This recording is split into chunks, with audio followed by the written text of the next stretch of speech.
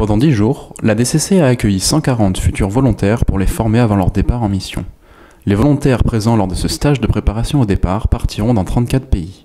Cette année, sur le stage, il y a 140 volontaires de tous âges, entre 20 et 60 ans.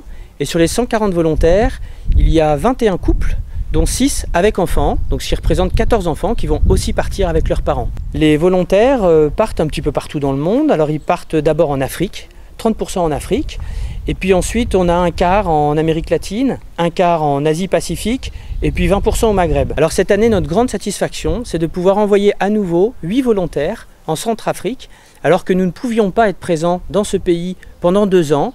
Mais les liens qu'on a eus avec le pays, avec les partenaires sur place, nous permettent de renvoyer à nouveau ces volontaires.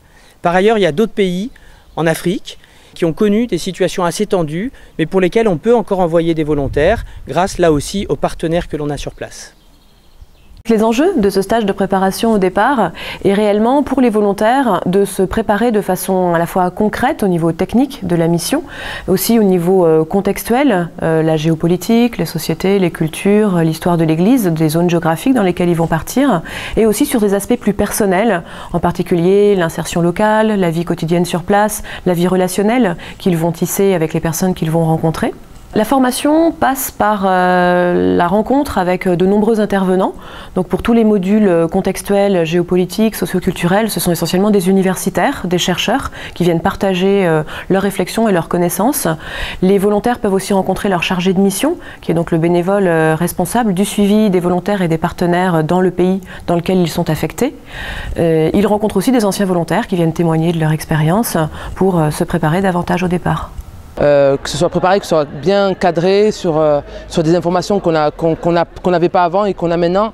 C'est vraiment nous préparer au pays, les risques à avoir, les choses qu'on doit faire et qu'on ne doit pas faire et faire plus attention, quoi. On vient tous de parcours très différents, on vient tous d'horizons très différents et en fait on a des missions, on a tous la même envie, la même envie de partir en mission. L'intérêt du stage, ça va surtout se situer sur les rencontres que j'ai pu faire durant ces 10 jours. J'ai notamment apprécié rencontrer les gens avec qui je vais vivre la mission de développement. À l'issue de ce stage, les volontaires ont été envoyés en mission au nom de l'Église en France par Monseigneur Souchu. En effet, le volontariat proposé par la DCC s'inscrit dans la mission de solidarité de l'Église.